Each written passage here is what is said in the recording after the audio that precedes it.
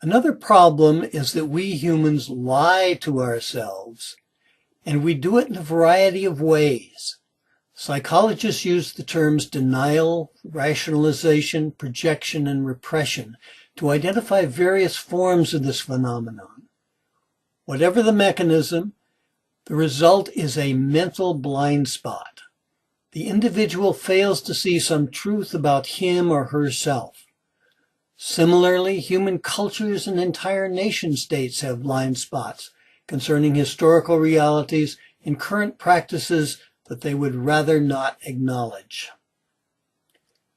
Unfortunately, there are a host of other ways in which our minds distort reality. People find it difficult to internalize the reality of their own eventual death. We have difficulty conceptualizing magnitudes that are vastly different from those we deal with in ordinary life. We can't intuitively grasp the extremely large or the extremely small. We notice sudden changes, but not gradual changes.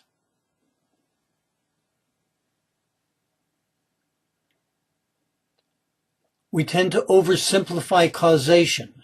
We pick out some dominant element in a situation and call it the cause, when in fact there are myriad necessary elements, an entire causal matrix with roots that go back to the origin of the universe. We saw that our values and beliefs play a large role in making our decisions. What do we value? What do we believe? And how did we acquire our values and beliefs? Each human's inner life and outer behavior is the joint product of nature and nurture, genes on the one hand and life experience on the other.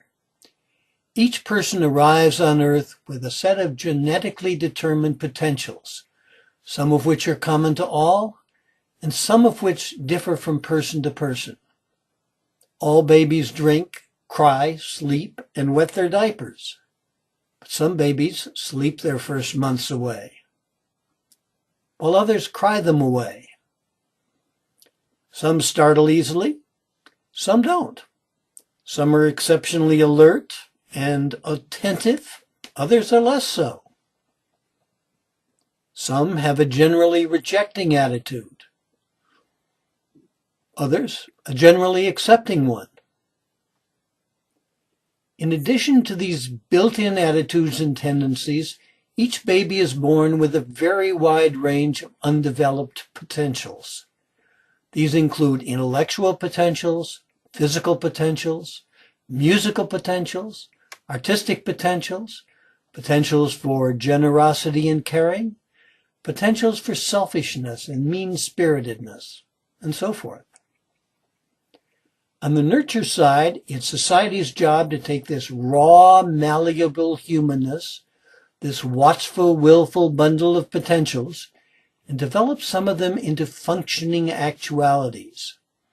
If one set of potentials gets developed, you get one kind of person and one expression of human nature.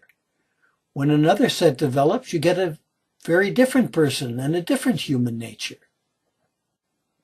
It is the matrix of influences in each person's life that determines which of these potentials develop into actualities and which do not.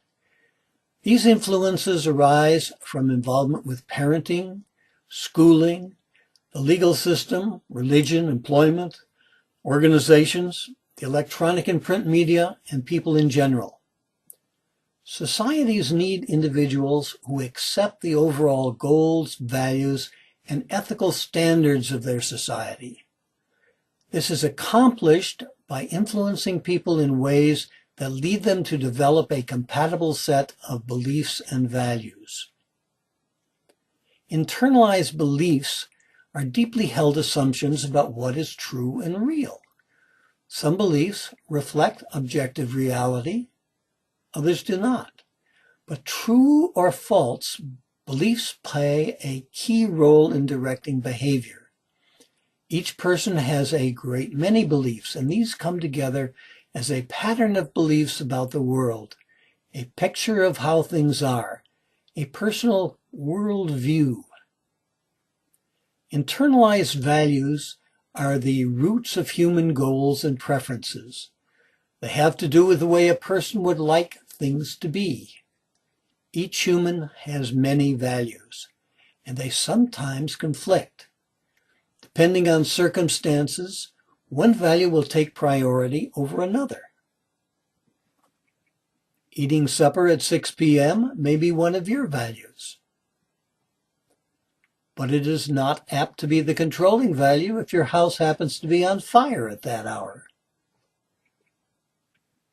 Values are arranged in a constantly shifting hierarchy of priority. People always do what they think is best, and that best is determined by how their value hierarchy interacts with the brain-mind's assessment of past, present, and anticipated future circumstances. Some values, such as bodily survival, territoriality, and sexual reproduction, appear to be hardwired into the ancient parts of the brain. And some part of the brain appears to come pre-programmed with certain ethical values, such as the golden rule, the incest taboo, and other values of conscience. But the neocortex-based intellectual and intuitive processes use a hierarchy of learned, internalized, inherently changeable values to evaluate situations, make decisions, and initiate behaviors. One or more of these brain processes, together with its hierarchy of values, is always in charge of our lives.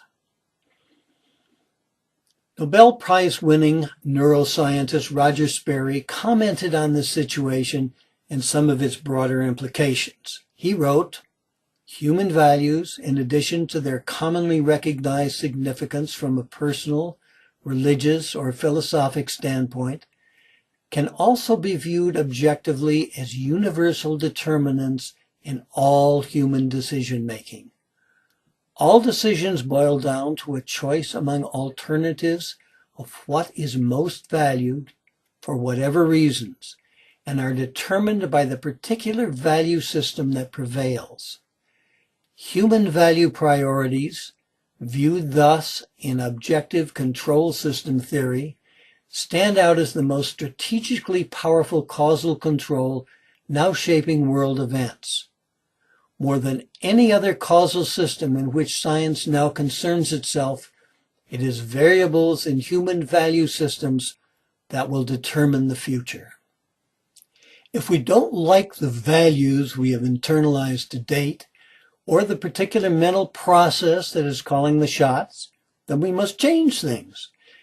By being selective about the influences we expose ourselves to and the mental habits we develop, we can influence the mix and relative priority of our internalized values, and which mental process is in control.